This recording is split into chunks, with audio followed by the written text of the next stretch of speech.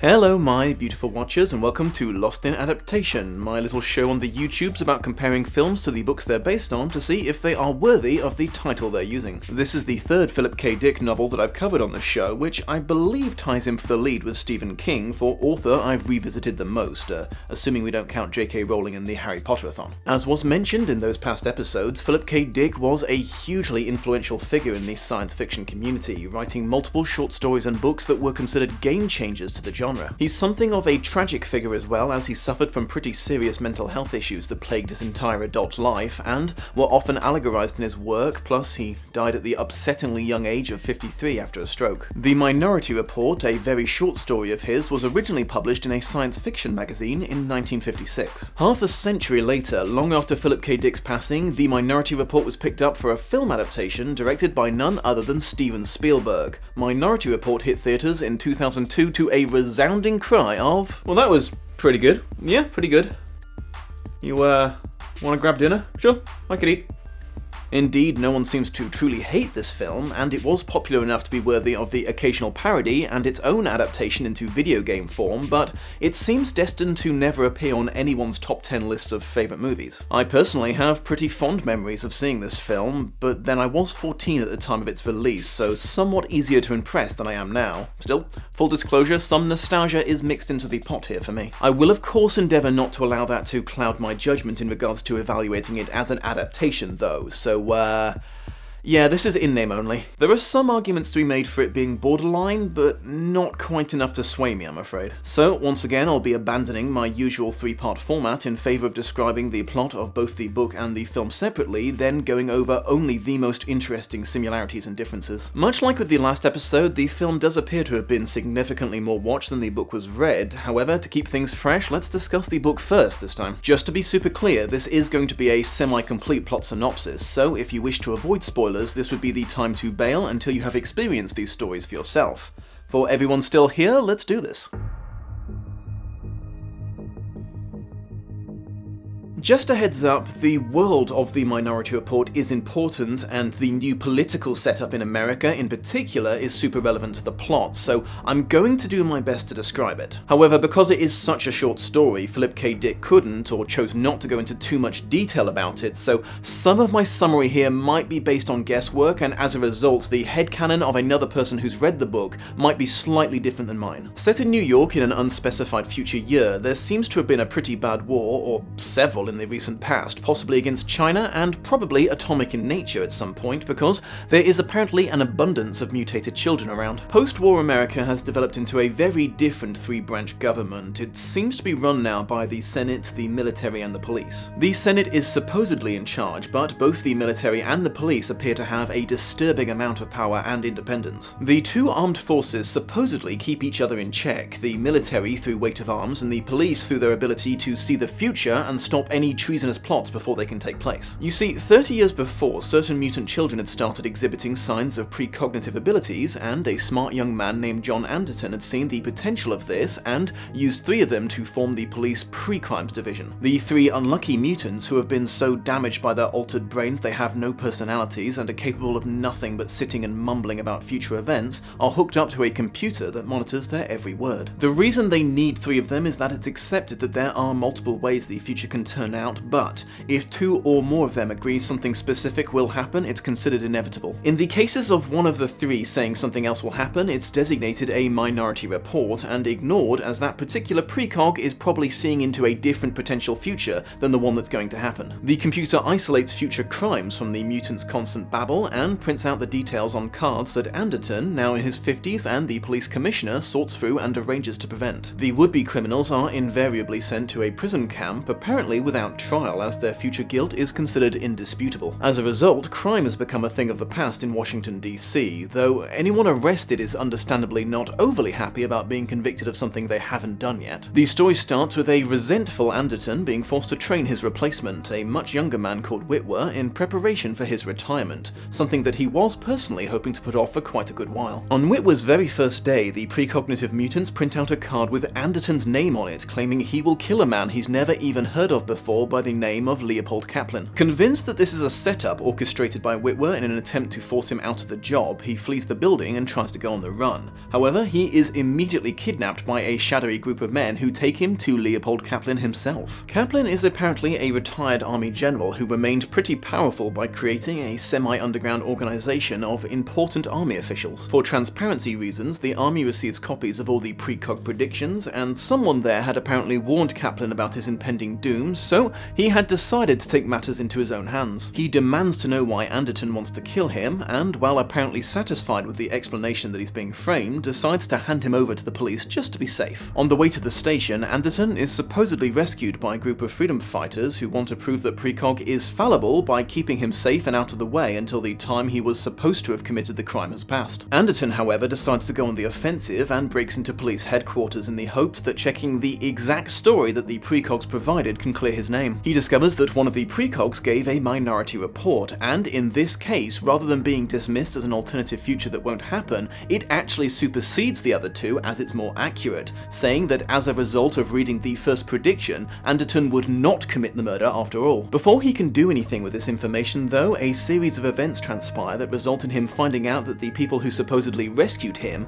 are in fact secret military agents, and what's really going on finally clicks into place. I am hoping I can explain this succinctly, if not, apologies in advance. General Leopold Kaplan and the army had planned a military coup to regain some of the absolute power that they had lost after the last war ended. If that had happened, Anderton would have led a group of police loyalists to try to kill Kaplan and the other instigators. They would have succeeded only in killing Kaplan, so the takeover as a whole would have been successful. However, when the army was given the message that Anderton's name had been printed out by the precogs, they realized they'd been handed a much better option: to discredit the police by helping to make sure that, for the first time, a demonstrously innocent man was accused. The fact that he would only be innocent because he was in the unique position of being the man who read the precog results would be downplayed just enough to get the public on the military side, so when they took control of the police, no one would object. Anderton willingly goes back to police headquarters and explains all this to Witwer, who realizes he is telling the truth but doesn't know how to stop the military's plan from working, as they've already got copies of the predictions and are making their first moves to take over. In desperation, Anderton reads all three precog reports again and realizes there's been another mistake. There wasn't a majority prediction and a minority report,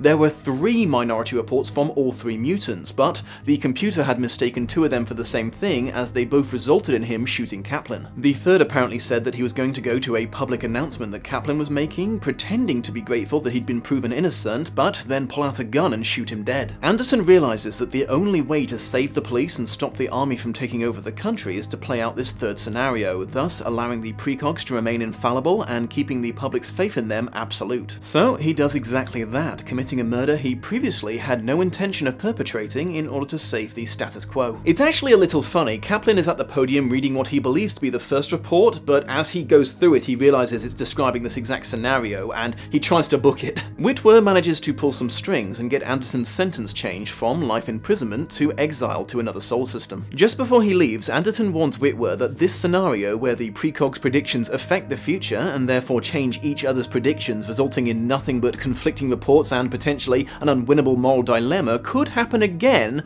but only to the chief of police, i.e. Witwer himself, so he should, you know, enjoy things while they last. Interestingly, this book is famous for being a story about authoritarianism versus individual autonomy, but from what I can see, the only people objecting to the methods that pre-crime employ and the absolute power that they have to arrest people who have not in fact done anything yet were doing so in bad faith as a political maneuver. The big question presented at the end does not appear to be, is what we are doing moral, but what exactly can I do to protect this system, and is it worth me sacrificing myself for it? An unfortunate recurring theme in Philip K. Dick's books is the protagonist being in loveless, or at least very, very strained marriages with not very nice women. This one is no exception. When he believes someone is setting him up, Anderton is very quick to suspect his wife might be betraying him and working with Witwer. Even though she wasn't, she does try to turn him into the police at gunpoint when she's well aware that he's innocent because, as she explains, she cares more about preserving pre-crime than his freedom. He does decide somewhat grudgingly to save her from being murdered moments later in the story, and at the end she chooses to follow him into exile rather than divorce him, so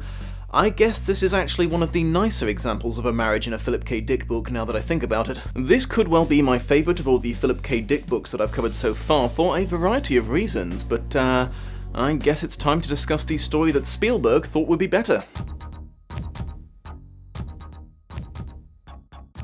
The film confirms its date as 2054, and in this version of the universe, America does not appear to have had any major overhauls to its political system, and isn't showing any signs of recent war. The pre-crime division of the police exists in a fashion not dissimilar to the short story. 3 mutants who can see into the future are hooked up to computers that spit out the names of criminals and victims, and the police arrest the perps before they can do anything. However, early key differences include Anderton is now only the captain of the department, not the commissioner of the police as a whole. The precogs are not deformed. Only murders are predicted because plot convenience, and the police have to figure out where the murders are happening using clues in the images taken from the precogs' minds. Anderton's backstory is now a man whose son disappeared in mysterious circumstances, presumed dead just before pre-crime was invented, and as a result is now divorced and addicted to some sort of drug you take from a disposable inhaler. He's annoyed at having to perform his job in front of Danny Whitwer, an FBI agent sent to oversee the department and check it for any flaws that might result in it being discredited. Despite all this, he is remarkably good at his job and has stopped all murders from happening for the last 6 years. Right after a successful arrest, Whitwer asks why the precogs are predicting the crime again after it was prevented, and is told that because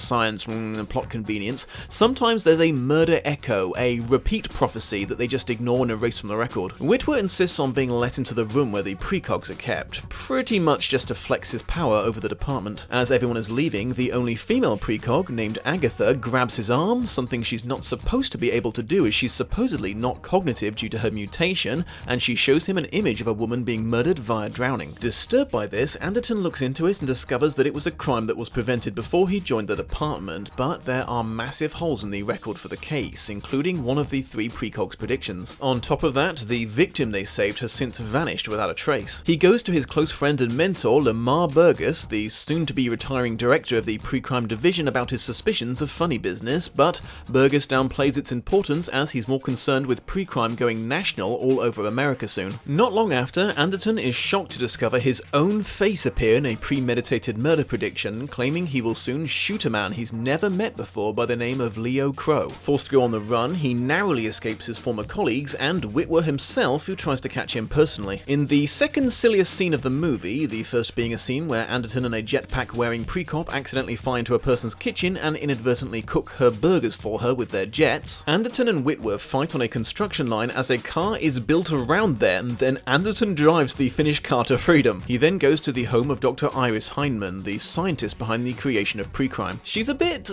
weird, and probably slightly insane, but tells him that sometimes Agatha predicts the future differently to the other 2, but this minority report, being inconvenient to pre-crime's infallibility, is deleted from all records. The only way to find one would be to search Agatha's brain for the memory of it. She also mentioned she wasn't actually trying to invent pre-crime, she was attempting to cure the mutants' ability to see the future as it was causing them psychological harm, but the police took them away from her. Convinced that he must have a minority report that clears his name, Anderton hesitantly decides to break back into pre-crime headquarters. To achieve this, he goes to a dodgy black market doctor to have his eyeballs replaced so the retina scanners that work everything in this world won't recognize him. Successfully breaking in using one of his old eyes. Wait, if he was going to do that, then why did he even...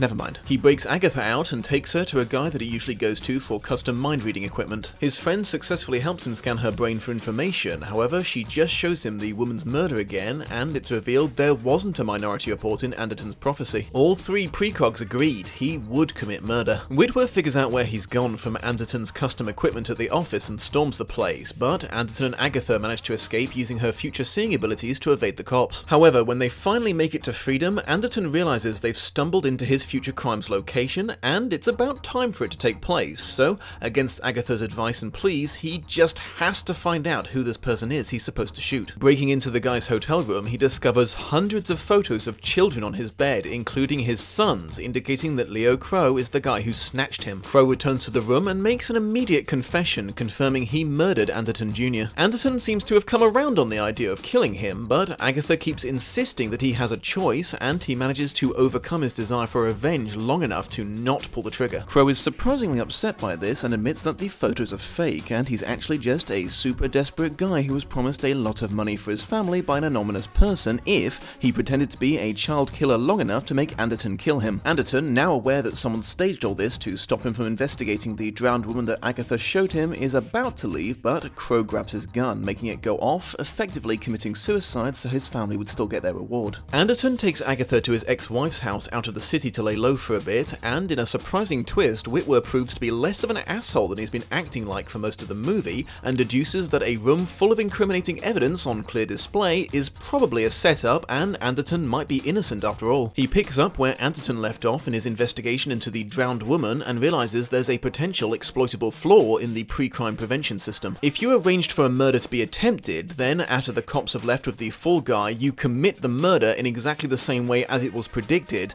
The prediction of your murder would look like one of the before established echoes and ignored by the police. Unfortunately, Witwer takes this information straight to Burgess without informing anyone else, and Burgess reveals himself to be the true mastermind behind everything by shooting him dead with Anderton's gun. Meanwhile, Agatha is explaining to the Andertons that her mother was a drug addict who had managed to sober up and was trying to get custody of her daughter back, but Burgess had used the echo loophole to drown her so pre-crime wouldn't have to end. Unfortunately, Anderton's ex also confided in Burgess when he arrived, so the police are able to get the drop on him and finally lock him up. BTW, punishment for future crimes, is apparently being put in a technology-induced coma and stored in a big vault. Such is Anderton's fate, while Agatha is strapped back into the supercomputer. This is short-lived, however, as Mrs. Anderton cleverly probes Burgess for information about Agatha's mother, and he lets slip something that proves he knows more than he's letting on. This inspires her to rescue her ex-husband using his leftover eyeball to gain access to the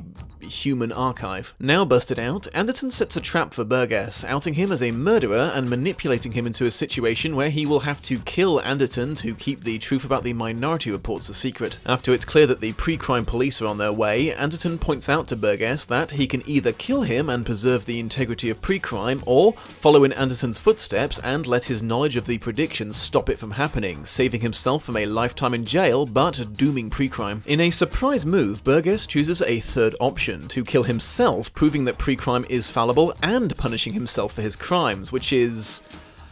Is there an opposite for having his cake and eating it?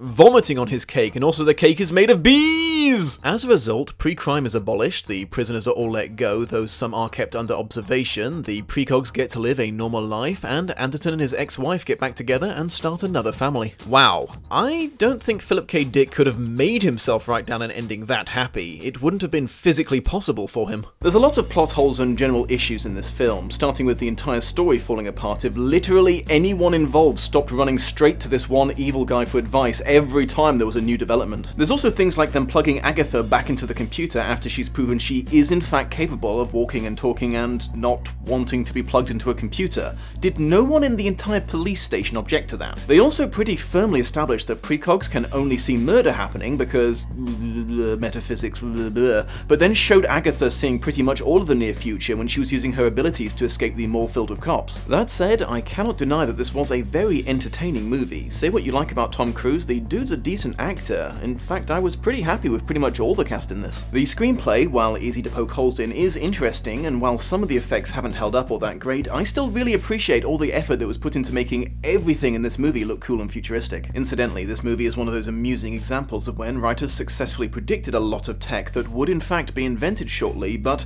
assumed it would be a lot sexier than it actually turned out. And lastly, holy crap, there was a lot of product placement in this film. To its credit, it's worked into the story pretty well, but still, damn. Final thoughts. This film is less concerned with being an adaptation as being a visual spectacle, but at least it does succeed at being a visual spectacle. I really like seeing the painted wooden balls being made, the motion control screen, the three-dimensional roads, and all the pieces of the predicted murders slowly falling into place as the tension builds. Annoyingly, as this is the first Philip K. Dick adaptation I've covered that didn't completely change the title, the film renders said title ironic by reducing the Minority Report to red herring status and inventing the Echo as the feature of the precog system that blows the case wide open. You probably noticed that everyone was given the adaptational attractiveness treatment in this, from Anderton, who goes from being a middle-aged, overweight, balding man, to Tom frickin' Cruise, to the precogs who go from being deformed masses too disgusting to fully describe, to three perfectly healthy-looking individuals simply in need of a less overzealous barber. The precogs and their lack of human rights are only a creepy feature in the book as opposed to being directly part of the plot.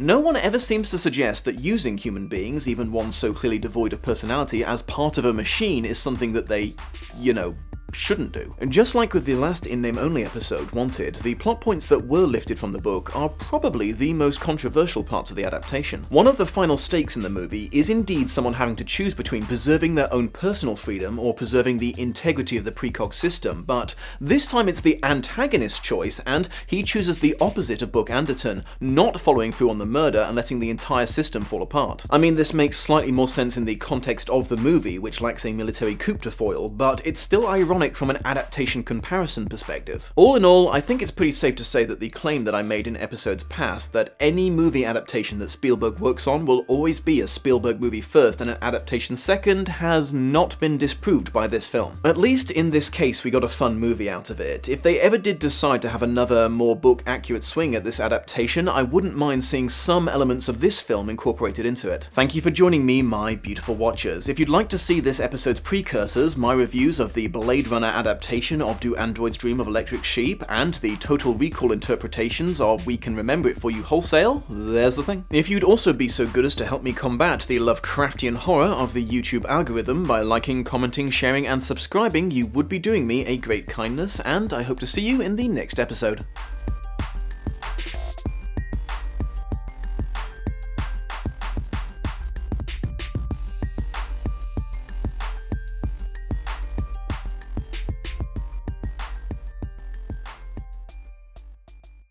Hello again, my beautiful watchers. I just wanted to take this opportunity to give you a quick reminder that there's a wonderful website called Patreon that's been allowing online producers to actually make a living doing what they do, since apparently YouTube's decided that they shouldn't anymore. Basically, they offer the chance to pledge a certain amount of money per month or per video in exchange for various rewards offered by the creator. There's a variety of stuff you can earn by becoming one of my patrons, including early access to all videos and taking part in that survey you see at the start of every Lost in Adaptation episode. That's actually a very important part of the process, as I use it to gauge how much I'm going to need to explain about the book and the film before I start comparing them. If you decide to become a higher level contributor, your name will be added to the credits that you're seeing right now, and you'll be given the option to join my private chat room so you can regularly talk with me and other patrons. If you're keen enough to join the topmost tier of patronage, you'll earn the most coveted of all the rewards, the chance to pick a future adaptation to be reviewed by yours truly. However, if right now you are thinking, "My goodness, the Dom, I can't do that!